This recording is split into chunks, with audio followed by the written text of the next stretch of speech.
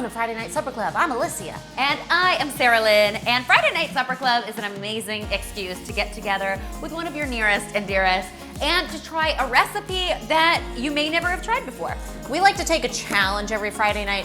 This is taking it to the extreme. We are going for a beef bourguignon, which is a pretty crazy recipe. You wouldn't make it on a normal Sunday night. You would make it for an event, or a party or something like, a special occasion. But we figured that's the perfect kind of recipe for us tonight. And of course, it's rich, hearty, satisfying, so the time is worth it if you can find it. And here we are with nothing but time and wine on our hands. Shall we get started? Let's do it. So of course, there are a million beef bourguignon recipes on the internet, but both Alicia and I are huge fans of Ina Garten. Oh, I love Ina. Barefoot Contessa. So we decided we were going to give hers a try. If you can believe it, it takes 2 hours to make, and it's probably the shortest beef bourguignon recipe we could find. And it has some unorthodox steps that we weren't expecting when we thought about how a beef bourguignon would traditionally be made, but we're gonna go with it. The first of which is it says to add olive oil when you cook your bacon, but bacon has so much of its own fat. Do you really need it? It feels just a little excessive. But then again, is too much fat really a bad thing? Not on a Friday night. Yeah, olive oil and bacon. Her recipe calls for 8 ounces of bacon. I was liberal on that. Finely chopped. I think we may have gotten a little. It's like 10 maybe. Bacon in the pan, that means it is time for the beef. And of course, the great part about this recipe is that it sort of cooks low and slow and for a very long time.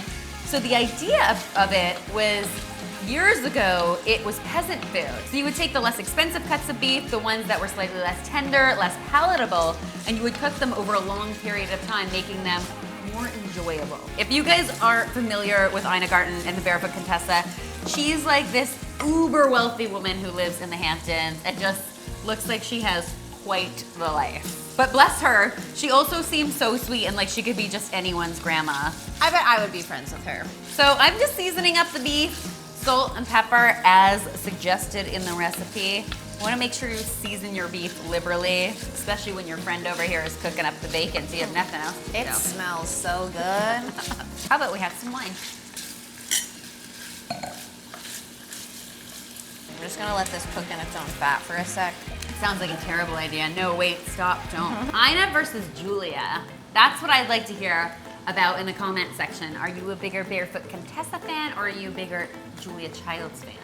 Should we do our best Julia Childs impression? Oh God, no. First, darling, you should render that. I don't know. If you don't like cooking with butter, use cream, darling.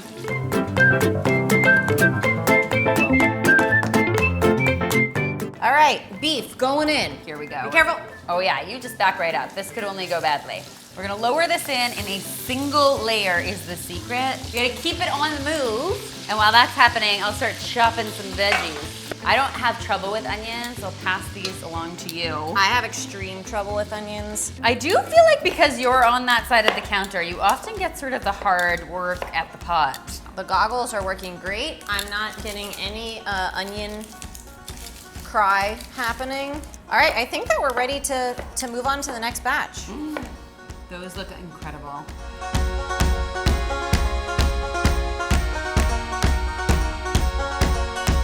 I love that you got these beautiful heirloom carrots that are all beautiful colors. I love rainbow carrots. So I'm glad we agree here. We are not going to peel our carrots. You just give them a good wash. This is a really rustic dish, so it's not gonna make a huge difference. And it's gonna become so tender that you're not even really gonna be able to tell.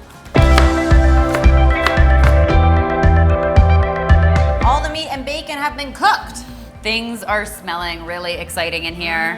It tastes really good. And they're about to smell even better because in go the onions. Oh, thank you for cutting all those so I didn't have to cut them. I hate cutting onions. Slow and low yields the best flavor.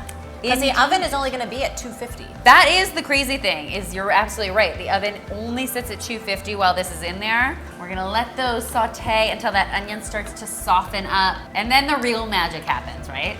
What's the real magic? Fiery. I'm so scared for the fire. Really? Yes! A little flambe? Oh, Add that's a so little scary. I've extra never done that. Back to your Friday night. The other insanely excellent part about this recipe is that it calls for an entire bottle of Pinot Noir. That means it's a real beef bourguignon. Exactly. And I know that a lot of people say, oh, use cooking wine, but don't skimp on the wine you use Ina in your says food. use good wine. All right. Now it is time to get the I'm so scared. I'm so on. scared. Okay. So we've got a half a cup of cognac here. And we're gonna set it on fire. Okay. Really important if you're doing this at home. If you have a hood fan, you have to turn it off. Also, just make sure that the area around your pot is clear so nothing else can ignite. Okay, so I pour, I step away, and then I light it up.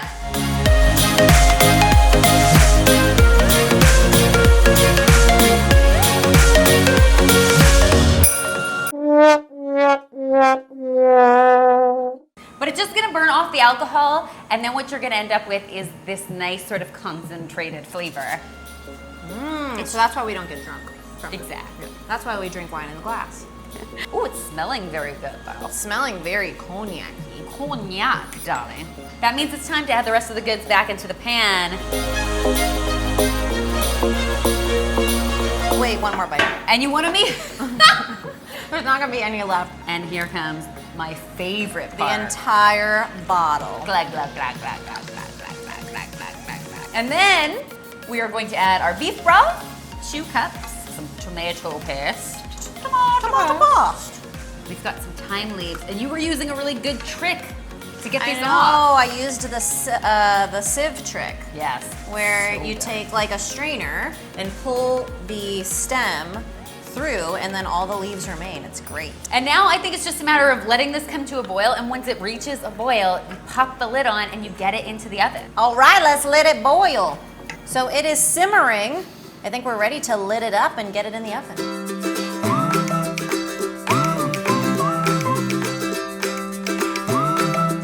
And now we wait.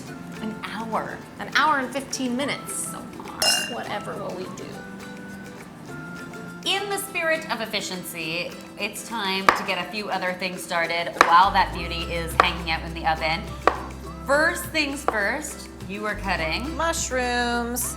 Ina calls for thick slices of mushrooms. What I think is really interesting about Ina's recipe is that she calls for cooking the mushrooms in butter first and then adding them to the pot. And as Ina says, if you add butter, it's worth it. Anytime she uses it, she's like, don't worry, it's worth it. She calls for mixing the flour with some room temperature butter and then stirring that in. So we're gonna stir this in once that comes out of the oven. And then I'm also going to fire up the skillet and we will cook all of your beautiful mushrooms. Sauteed mushrooms in butter makes me think of Thanksgiving. Look how this looks like a mustache. It very much does look like a mustache. Here we go. Yeah, man.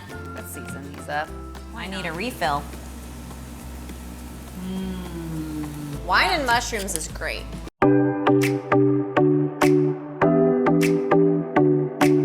So I think those mushrooms are done. Oh, these are looking real good. The moment of truth. Let's get that out here. We have some roasted garlic toast going into the oven. It smells beefy and bacony and so good. I smell the wine. Oh, and winey. That beef is cooked through. It's nice and brothy. Everything's softened Do up. I smell the liquor?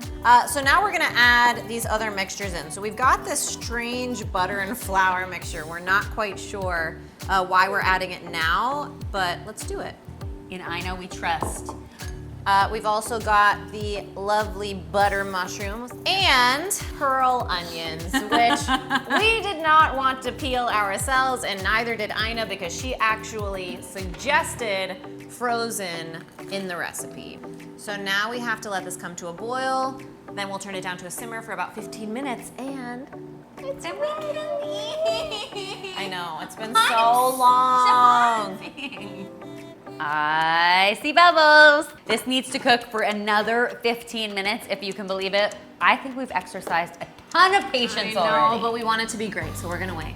We are. 15 minutes from now, we are going to be ladling this over some delicious roasted garlic toast. Which is in the oven now.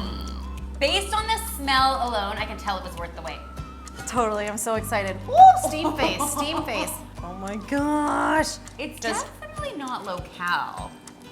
That's not what we're going for on Friday night. Okay, What do you think that is? I told you I was not confident that that was going to dissolve. That is the flour and butter mixture. If I was doing it again, I think we'd both add like a proper water flour slurry. I'm just gonna remove that. Whoa. Are you ready to try it? Oh my gosh, I was born ready. Okay. Smelling this for the last 2 hours has know. been torture. It's amazing. Okay. And we have our little garlic toast.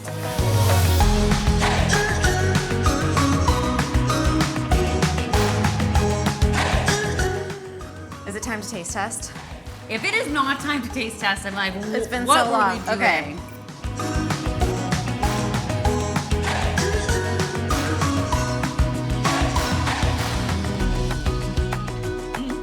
That beef just falls apart. It's so earthy and hearty and like It tastes like a winter stew. Like I want it on a cold night, that's curled up on the exactly couch. what I was thinking. It was like comfort food to the max. It almost tastes healthy with all the vegetables. Mine doesn't taste healthy. Yours must be. Guys, this is a winner. Lots of effort. There's a couple of things I would probably tweak along the way.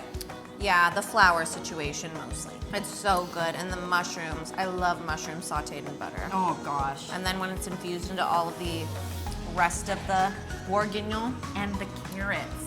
The carrots are perfectly soft. I was worried they would get too soft and be like falling apart, but they're tender but still a little firm. Because it's cooked low and slow, yeah, it feels like they just sort of maintain their shape.